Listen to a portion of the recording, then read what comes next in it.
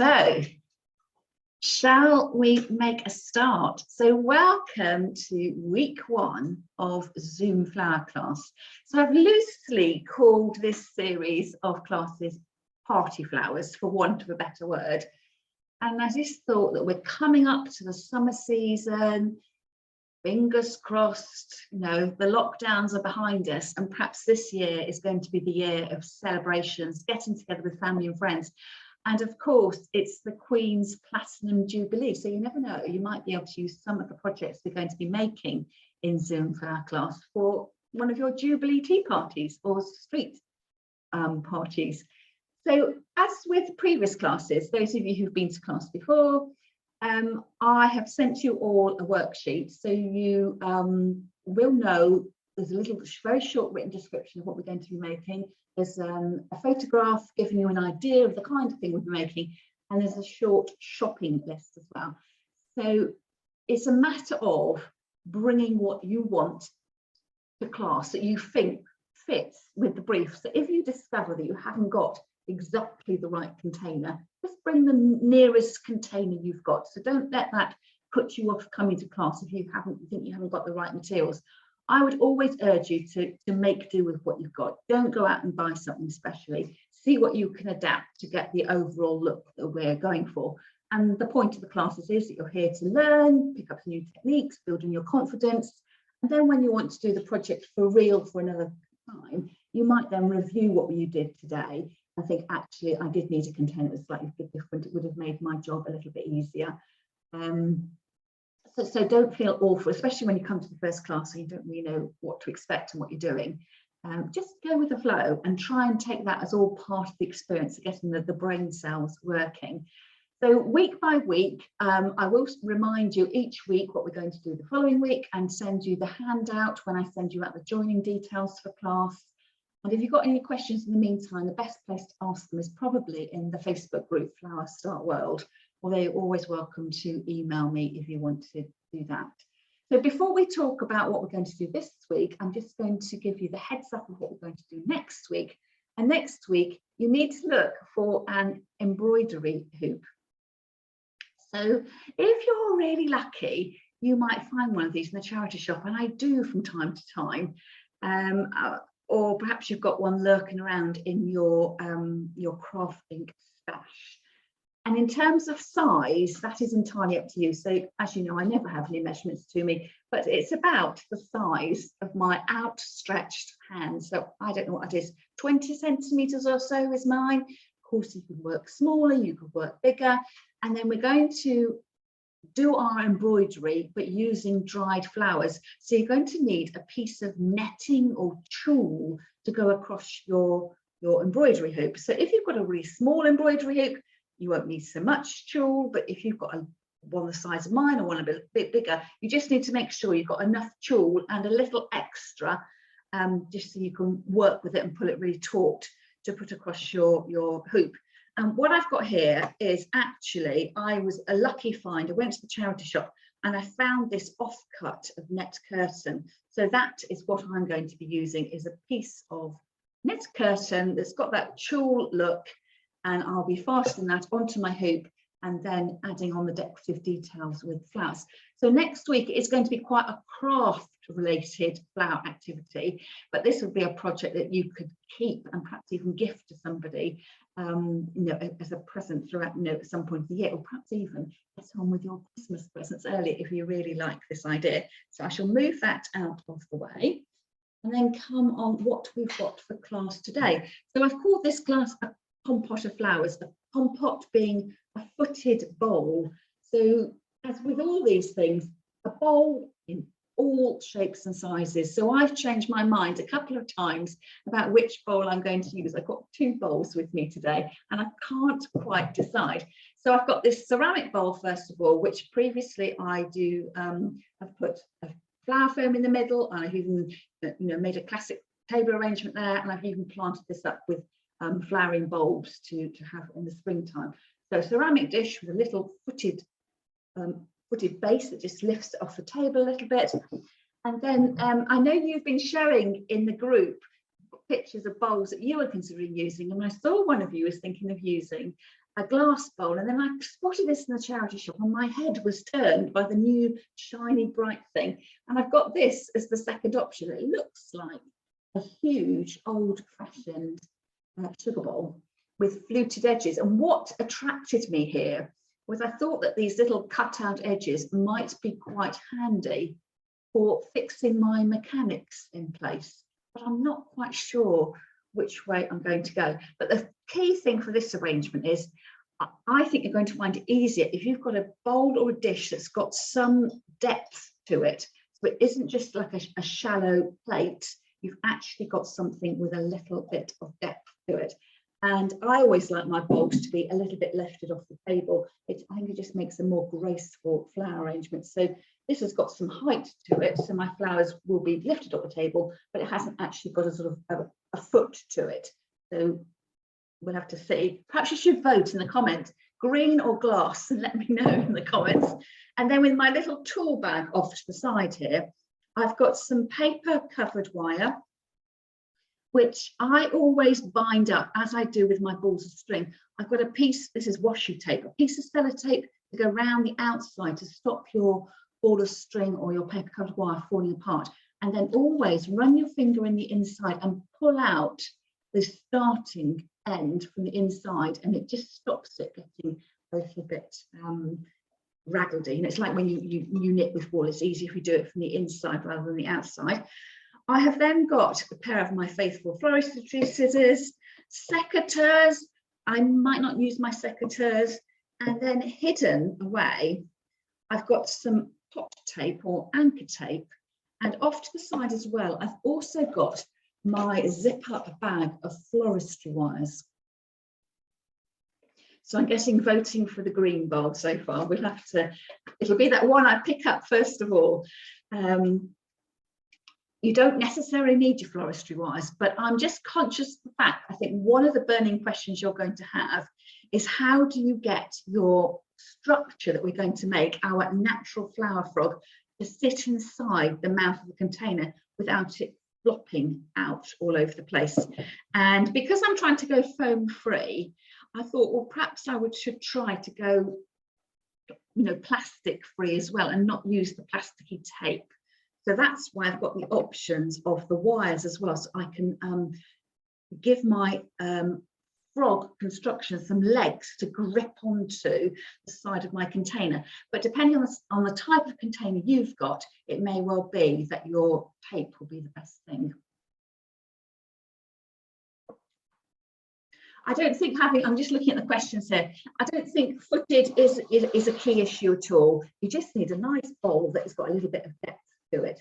I will have a look at your bowls when we move to the live Q&A afterwards. So when I finish doing the recording, I will have a look and see what we've got. Now, to make our natural flower frog, I'm going to be using some contorted, I'm not sure if it's willow or hazel, some branches here. So these I have procured from my sister's garden, probably in the autumn time. And I had them out as Christmas decorations, and I thought I'm getting a bit fed up with them. So I'm going to put them to good use to make a natural flower frog. Now, the downside to this is, many downsides to everything, but as I was making my mock-up before class started, my twigs are quite brittle. So that's the reason why I don't think I actually need my secateurs. I'm not going to need my secateurs to cut my twigs up because I can probably snap them. But if you had some contorted twigs, that if they were cut fresh, they would have a little bit of a give in them, and that give would enable you to more easily wedge your flower frog structure inside the mouth of your container.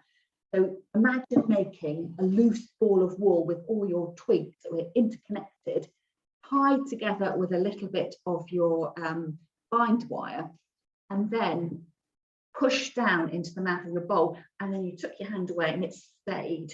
Now, because my twigs are brittle and dried out, I can't push them into the mouth of my bowl because they'll just snap. So mine are sort of resting into the mouth of my bowl, and that's why I need something to hold that mechanic, the natural flower frog, in place. And the easiest way to do that will actually be to put 2 pieces of tape across my bowl and hold it like that. But it may be that you don't want to have tape showing on your container, and if you can do another sort of invisible way of fixing, perhaps with creating little wire legs on your container, that might help you. So I'm envisaging that, imagine my fingers are the little wire legs on my frog. I would get them to hook over and clip on to the base of my container, and that just means I will have something there, but it would be as discreet as I possibly can. So that would work for me, because my bowl goes in and out, you know, because I've got somewhere to clench my wires round. It would be even better if I had a bit of a lip on my bowl, because I could just attach my wires under my lip. But I have seen some of your containers already, and I know that yours are quite smooth sided and there's nothing to grip onto. So your flower, your pot tape is probably going to be the best course of action to you. Now, as we're working, I've got my camera off to the side, but I'm not entirely sure whether I actually need it today. But I'm going to try and demonstrate just straight to the camera. So if that gets tricky at all for you for seeing what I'm doing, particularly as I make my mesh, my natural flower frog with my twigs, let me know and I will bring that second camera over. I think probably I should be able to do it and hold it up in front of you. So if any chance time is not clear, give me a shout in the comments, and then I'll bring camera number 2 over. So let's get started. I've got 2 pieces of the contorted hazel here. I have also got some extra supplies down below. And you know, how many sticks do you need to create your frog? I don't know. It depends on how big your bowl is, how long your sticks are, and how much of a mass of sticks that you want to create. I'm just trying to guess what questions you might have here. Is, I don't have contorted willow, what am I going to do? You need something that will hold. Well, we're talking about natural chicken wire, really. Imagine you're going to make some natural chicken wire, and what materials at home have you got that you could use for that? So it may be that you might have, I'm looking out of my window here, Virginia creeper, or you might have clematis or dogwood, something like that, or perhaps even weeping willow stems.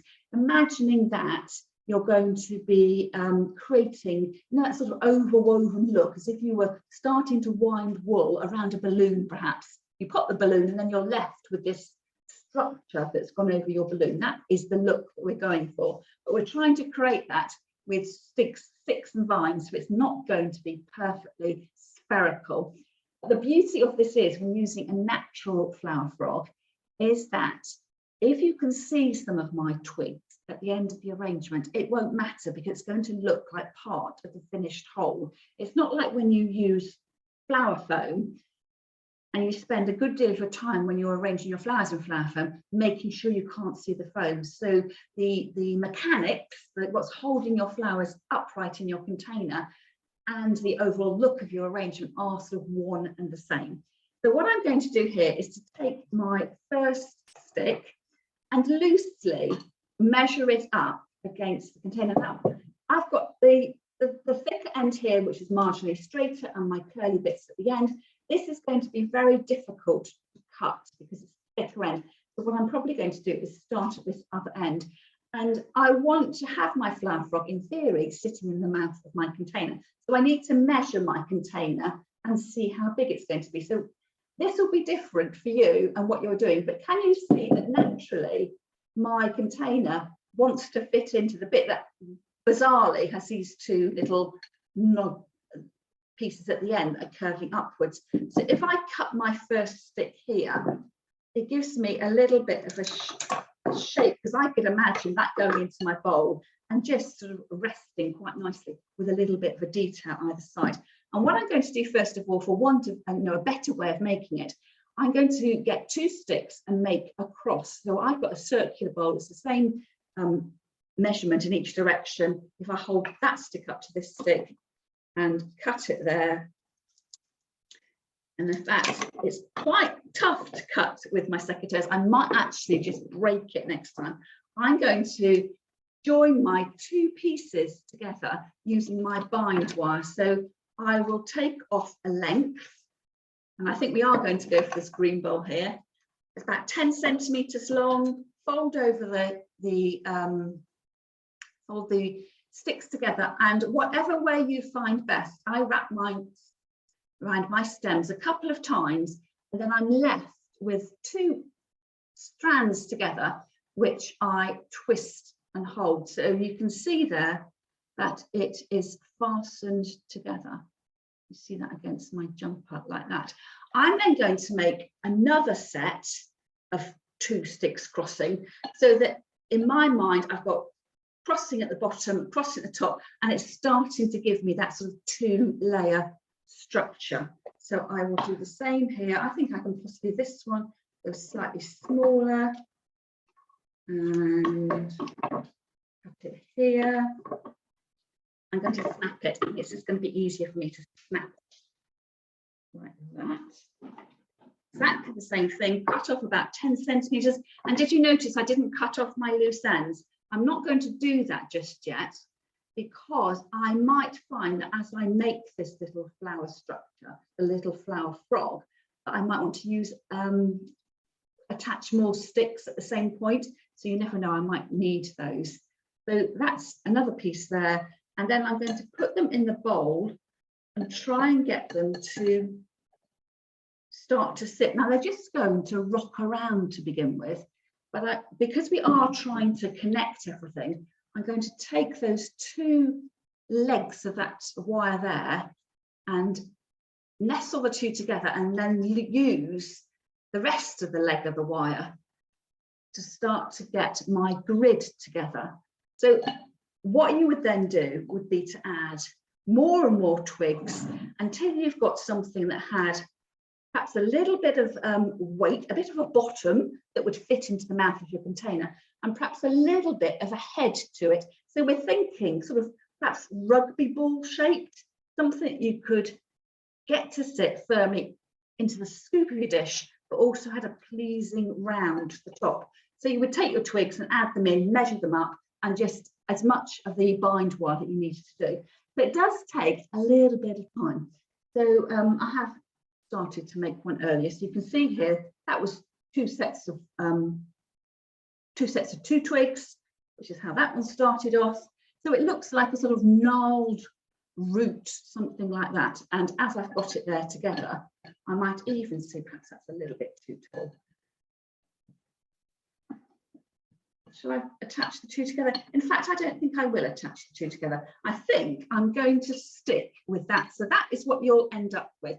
Now, part of me wants just to have this sitting in my bowl and for it all to hold steady. I'm conscious of the fact, as I start to put my flowers in, the structure might drag out. So I need to, you know, put my pride to one side, and I will probably end up putting 2 pieces of paper across the top. But if I was putting it into this bowl with the little cut out edges, I could have that like that, and then I could tie it around those cut out edges. So I could tie a long piece of the bind wire as like sort of 2 guy ropes coming off the side, and then I could tie it neatly around the edge here. So that would work really well for me. But of course, I've managed to find the container that works for, but you've probably got a container with a nice smooth edge to it. So you've got the option that you could attach wires to your structure. So if I take, this is probably a 0.71 wire, possibly a 0.90 wire. If I folded it roughly in half and then looked at where my frog naturally balanced on the edge of my container, I could wrap that round. So I'm taking one of the legs of wire, wrapping it round, bringing the other one down. So I've created these 2 legs at the top, so it's firm. If I let go there, it's holding. And then I could use those wires and bend them round the bottom of the container like that. And that would help secure on.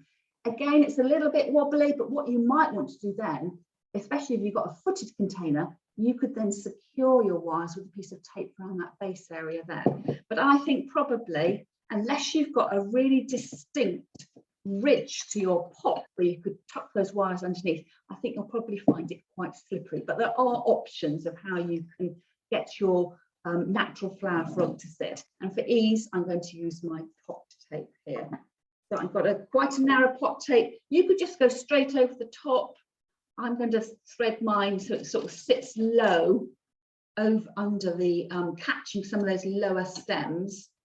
And I've probably taken that down. You see, it's just a little bit unsightly, isn't it? That's why I try not to use the tape. I just need to make sure when I add my flowers in that I position actually, cover it up with a flower, or make this the front of the arrangement so these bits aren't seen so readily because they're off to the side. And in actual fact, normally I go with 2 pieces of tape when I'm attaching it, my flower foam in.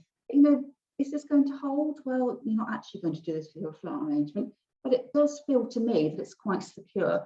And I've taken it just underneath here. So I've actually got one of those branches sticking up above.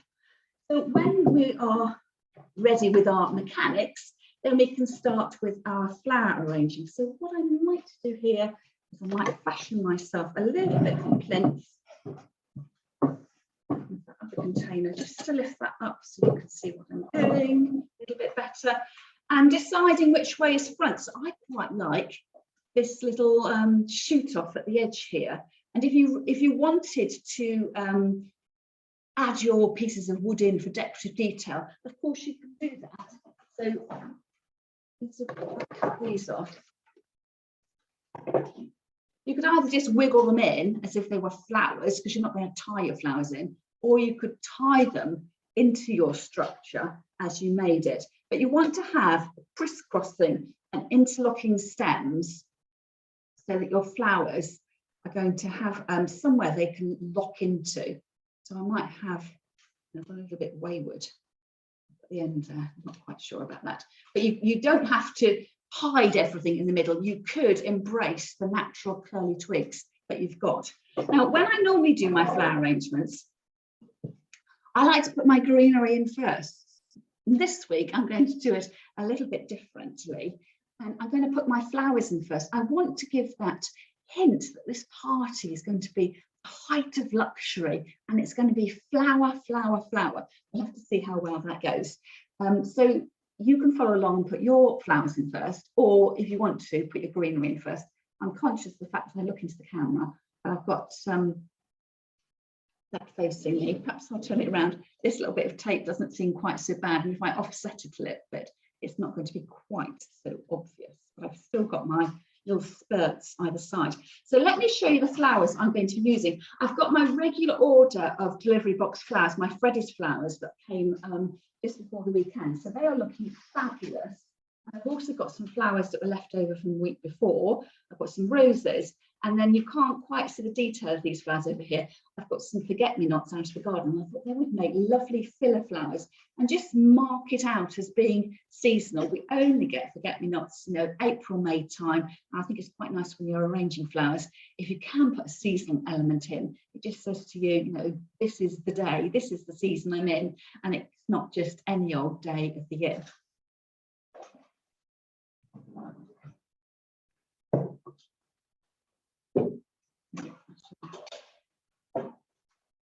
Work with these first and then bring in the other flowers later. So I have got some rather lovely roses, which I've cut down short because I was using them for something else. So I'll just give this opportunity of just making sure my roses are looking the best. So I'm peeling off some of the outer petals, and I will need to cut them down short. And of course, I should say, at this stage, you put your water into your arrangement. I'm not going to at the moment because I don't trust water this close to my laptop. So just imagine I have put water in. And then my arrangement is going to be quite a mounded, a grouped arrangement. I'm not coming up high. So I will need to measure up where I want to cut. I'm going to have to take these leaves off and put my flowers in. So I'm aiming them as we would do normally with a flower arrangement, as if they're radiating out towards the middle. And you will need to make sure that although I've got quite a shallow bowl, that you have to keep your stems as long as they can reasonably be because they need to, your flower needs to be balanced, needs to hold tight inside your container. And if you cut them too short, you'll find that the heavy heads of the flower affect the balance, and they'll be falling out of your container really easily. So that's why I've gone. You need to go as long as you reasonably can, while still maintaining the integrity of the design of the arrangement. And I'm just going to move that way. Oh, it looks all right, just resting on the edge of the container there. I was wondering whether I wanted it a little bit lower. And of course, as you work, you'll be looking at this arrangement head on rather than sort of arranging it backwards. So I'm going to make a grouped arrangement, and I've got 3 roses. I'm going to plant my 3 roses in and then build around each of them. So it's not going to be a traditional arrangement where you have a flat, well, for me, it's not going to be, entirely up to you how you do your arrangement. Normally, I would put my main flower in the middle, create a sort of triangle of flowers around the outside, and then fill in the gaps. So what I'm going to do this time is to put my 3 key flowers in, but sort of build a little garden around them of the other plant materials until there's no more space left. So this is what's going to give me that luxury feel, that there's going to be hardly any greenery. There isn't going to be an obvious design to the arrangement. It's going to look as if it's been effortlessly put together with a mound of flowers. So taking off the guard petals here, cutting to length and pulling off any leaves that will be in the water. So if I dare lift this up, actually these red roses were a lovely contrast with the woody sticks. You can see I've created a triangle by virtue of there only being 3 flowers in the bowl. And then I will move that to one side and bring in my other flowers, my special flowers, which are looking rather fabulous. So I have got more roses here. So this is going to be a real sort of high, I can feel it in my voice, a sort of high summer arrangement. I'm not sure what this rose is called. It might be Miss Piggy, I'm not sure. It's got a sort of pinky orange to it. And can you see that arrived on Friday, Saturday, Sunday, Monday? We're on day 4 and it's really started to open up. It's just a shame though, isn't it? It's got a nice long stem and I'm cutting it really short. I might leave that natural leaf on because it's just falling in the right place. I'm not going to go greenery heavy. And then I can start to add in. And I'm going to put 1 rose in the vicinity of the first red rose, sort of anchoring down. So this one went to that side, this one's gone down underneath. I can't quite work out my lefts and rights in the camera. And this one is going to go down under there, like that. So they're not equally spaced. There's 3 of them, but I haven't followed a distinct pattern. And that's what I say about building this garden. Whatever I put in the vicinity of that first red anchor rose, I'm repeating it, but not always in the same place. So I'm sectioning up, grouping up my materials, but trying to look as if it's more spontaneous, not quite so planned as a traditional flower arrangement. But what I am doing, you'll notice, is using my materials in layers. So I've gone, red rose, orange rose, and then I'm going to come in with my next lot of flowers, which for me are these alstroemerias. So when you're arranging traditionally, you get stuck with an arrangement when you've only got 2 stems or something, because you really want 3 of everything. I can use these as 2 because you're never going to know that the 3rd is missing. So I do need to look at the flowers, and you'll see me taking off just a few leaves that look a bit bedraggled. Do I just put this in as 1 whole stem, or do I divide it up? Now, normally, if I was arranging a flower foam, I would say not to divide them up because they can get quite weak. But because this is just sliding into water, the flower will stay more robust. So I'm just needing to work out whether I can do that. So I think probably, first of all, it'd be quite nice to put it in 1 placement. So I cut it short, just trim up a few more of those leaves. But I need to make sure I'm not going to damage that as I put it into the container, and where it sits. So I don't know if you can see, but it's sitting a little bit proud of my roses. So I think actually what I might do is cut some of these stems off. And perhaps, actually I'm going to cut all of it. It just so happens that I've got enough strength in my alstroemeria that's going to hold. And what I'm going to do then is put them back into my arrangement as if they were a single spray. I don't want them dotted around. I'm trying to group my placements together. So I have created a little patch of the alstroemeria here. And then what I will do, I've only got the 2 stems of it, is I'm going to make a little walkway running through my design. So if I was to put another bunch here, it's going to be obvious I haven't got flowers in the other part. But if I do a nice sinuous line of the alstroemeria, that will help me over that particular hurdle. So I'll just go straight in here and cut off, oh, it seems so wicked to do that, all my individual stems. So if you had spray chrysanthemums in your bundle of flowers you're working with today, it may well be that you can do the same thing here. So I'm going to wend my way through and creating impact with this quite small flower because I'm grouping it together. So this will be an arrangement that will look lovely on a low coffee table, something to be looked at from above.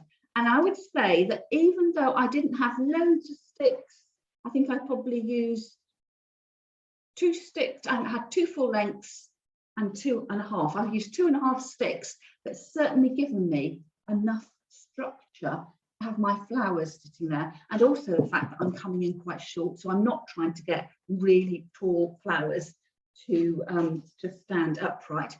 And you see that bit of tape there. Let's cover that bit of tape up. It's distracting me. Look, just need to put a little bit of flower on the edge there, and that leaf hopefully will lie over the edge and it won't be such a distracting feature. So I've got those in. The next lot of flowers, where should I go next? I've actually got some hypericum berries left over from that first bunch of flowers, so I might put those in. And you're creating a little bit of a tapestry on the edge there. Again, I've only got 2 stems of these, so I can put them in. I'll put them in centrally. It looks like, again, I sort of elongated the block. And these look really, if I turn that one that way, can you see where they've gone in there? It's just creating a really lovely little look there. I can see I've got pockets here and pockets here that I've got nothing in them. So I come back to my flowers and I think, well, what should I put in next? I've got these really long snapdragons. And I'm just trying to decide whether that is the right kind of flower to be put in. I don't really like cutting my flowers down short, but I've bought them for class, so I will. And I know I'm going to have to cut them really short. So basically, I'm just cutting the flower head off to the side, pinching off the pieces of green here. And then I'm going to, with making use of that sort of natural arch on the edge of the container there, it's just going to come out with that outer edge there. And I've got 3 of these, so again I can put them in the vicinity of my anchor roses. So this one's gone next to that rose. I'll put another one in on the other side near that other rose, coming out over the side. I quite like that if I stand with my jumper there and you see the wiggle of the twig there, and then I've got a bit of space, and then the snapdragon curving over at the top, and then one towards me in the vicinity of that first anchor rose. So that's starting to come out. So I've put those, although I've not been able to use the height, I've put them to use the arch as they go over the edge of the container. Now this is, when you're making arrangements like this, you saw how tall my flowers are. I'm going to end up with something quite rounded and quite mounded, which can be a shame, but it may be that you might want to enjoy your flowers long to start with in a vase and then cut them down to enjoy for a special occasion at a later time. What I'm not going to put in though is my delphiniums. They're absolutely beautiful, but I just can't bear to cut them down a little bit. So I'm going to substitute that blue with some of the forget-me-nots that are in from my garden. So these are quite a robust flower actually. They look really dainty. And I'm going to pull off these stems from the main, the side shoots off, recut them as one go, pull off the leaves, I'll be in the water, and this will just give me that lovely filler flower, that lovely, the blue, I've got the clashing blues, the pinks, the oranges, and it's just a little bit of extra going over the top. I could slide these in individually, that would take a little bit of time. That's why I bunched them together, and they will just lift above the rest of the arrangements. And the same thing here, either with your scissors or just pulling off gently. Bundle them together in your hand, pull off the leaves that will go in the water, and recut your stem. So I'm not being particularly precious. If one of the flowers is going higher, I'm quite happy for that to wiggle above. It gives you that little bit of natural movement. And again, you're creating a little bit of a gap there, the space, and it just makes the whole arrangement look a tiny bit taller. And then you carry on until you've run out of flowers. So probably I would need to walk away and have a look at my arrangement. But I think possibly I might sort of be finishing it almost. So dare I just tip it forward to show you. So I will put a photograph into the video so you can see the finished look. It's about creating, you can see now why I didn't put water in the vase, that sort of tapestry effect. So when I look at this arrangement and from above, I can still see my willow twigs and I can still see my fastenings. Now, if the long tassels of string bother you, you can cut them off, you could wind them back on themselves. I quite like the tendril effect. It's sort of reminding me of the tendrils and the movement I've got in that willow, and I can see them layering across here. And I think that adds to being part of the whole natural arrangement. So I hope that that has inspired you to have a go. And I think the trick here is spend a little time in your construction, make sure the construction isn't going to slide out of your dish. So you will need to tape it in or fashion some sort of wire prong to hold it to your container. And then try not to arrange flowers in that very traditional way. Try not to make all those interlocking triangles. Get your anchor flowers in first and then build your arrangement on each of them. So when you look at the photograph afterwards, you'll see that my yellow rose, my pink roses, my orange roses aren't always in the same place. When you look at the relationship with the anchor rose, they are just twisted. They're in the vicinity of them, but they're just twisted. And that adds a lovely natural movement to your arrangement and doesn't make it look so stiff and stilted. So what I'm going to do there is finish the recording, and then I'll take you all off mute, or invite you to take yourselves off mute, and then we can have the live Q&A, and it'd be interesting to know whether you're making and creating with me or whether you're going to do that in your own time.